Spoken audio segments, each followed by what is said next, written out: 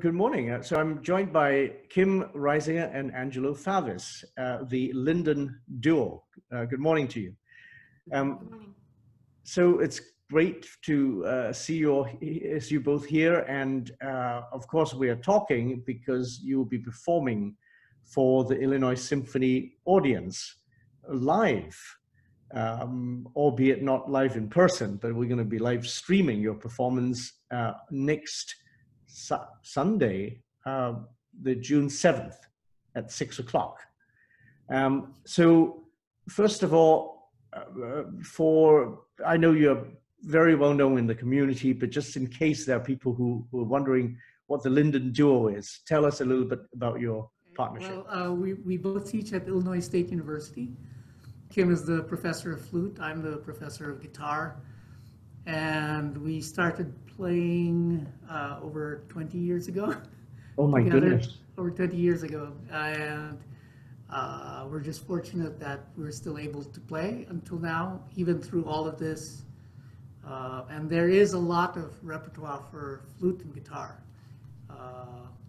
Yeah, tell us about that. So we have to wade through all the. So did you just sort of met each other? Where did you meet each other? Was it at Illinois State? We met at Illinois State. My first year here, he was here already, and he asked me to play a piece on one of his programs, and so we played together. And just from the very beginning, we loved playing together, and the ensemble works so well, and it's unbelievable how much music is written for flute and guitar, and lots of new commissions. We've had people write for us, and so yeah, it's just. Yeah, and I've read your bio of the duo, but you've performed everywhere as a duo, so the community knows you pretty well, right? Yeah. Yeah, no, that's really great. Now, obviously, I mean, how is it at ISU? Obviously, there's a lot of online teaching. Have you all finished that now? We have. We finished with finals and juries and all of that, and yes, everything was online. It was tricky at times and not always the best. Ideal. Yeah. Right. Yeah, so, okay, right. So I'm going to ask both of you, what is the trickiest thing you found teaching online? That not everybody had an adequate system for the sound to be transmitted as close as possible to the original. Right. So if the student didn't have access to an external mic and was using their laptop or phone mic, that there was a lot of feedback or distortion, and there was a limit to what really you can do, because I mean, teaching one-on-one, you almost have to be physically present, because if you want to tweak something in the posture and things like that, you can't do it right. unless by magic. What about you, Kim? What did you find most? Is it similar? Or? Well, I mean, I used Flipgrid, which is of video recordings as well. So they'd submit things to me. Again, it's just not ideal, because I mean, there's so many little details that I need to see and do and show immediately, just playing more, and you just can't do that. So in some ways, I think it was a good tool for them to be recording and doing things like that as well. But I think nothing replaces face-to-face. Well, okay. Well, let's turn to. Actually, I'm interested. I've been stuck at home all this time in Charleston, just wanting to be making music with people. I bet you miss it too, right? Absolutely. And so, what have you picked up? Any sort of new skills or hobbies, and what have you been up to? Well, I've been homeschooling my kids, and so having to do that, which has been great. It's been a lot of family time, which I've loved. Running every day, which has been nice to have time to actually work out and run and do things outside. I love to be outside, so we've been doing that. How about you? Well, we did more. So my kids are older, so we did more baking and cooking. Nice, nice. One of my daughters started her own garden, so she's Wow, growing vegetables and that's stuff. so nice. I think a lot of musicians are turning into video editing chefs these days. Well, his daughter is a baker. I mean, she's Oh, going to is that school right? for Oh, okay. That's what. Oh, wow. Well, you're lucky. that. Well, I don't know. Too much sugar for me. Well, okay. Well, let's go on and talk a little bit about your program. I mean, it's very interesting. I mean, there's a lot of variety in the program. Could you take us through what you're going to be playing for us? Well, we're starting with On Trot by Iber, which is a standard, really fun opener. Um, yeah. What are we? Then we're doing Handel. We're doing Handel. It's a sonata, originally for melody instrument and continuo. And then we follow that with a Chen piece Yi. by Chen Yi.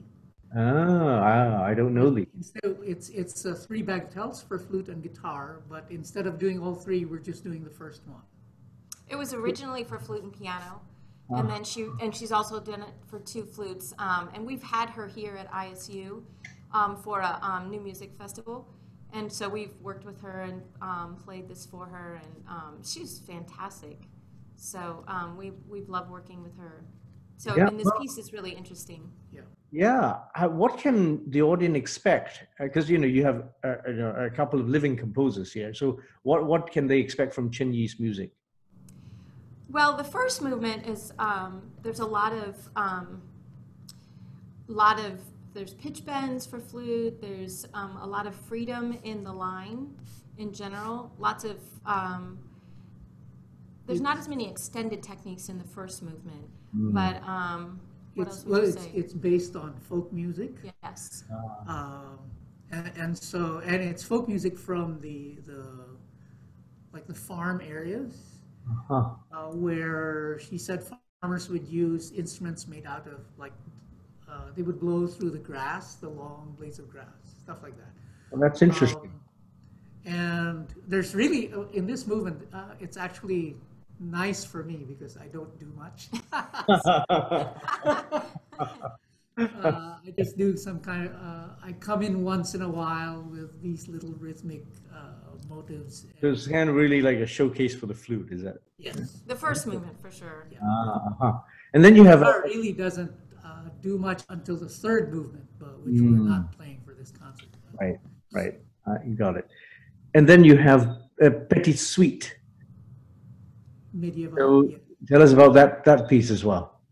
Well, it's interesting because we have not, the composer was born in 1917, but we have not been able to find a death date. I mean, anywhere. So we don't know. We don't know. If he's alive. But it's like the Handel. It's a short suite, originally in 4 movements. We're just playing 3, and I think the really nice movement is the third one after a poem of Ronsard. It's I don't know it while it does sound medieval, It's you more can tell Renaissance though, right? right, but you can tell that it has some modern harmonies in it. It's not entirely, Right.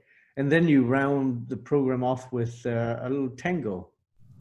Yes. Solo. Which is the first one. It's a set of 4 tangos, and we're doing the first one, the first, the Bordel.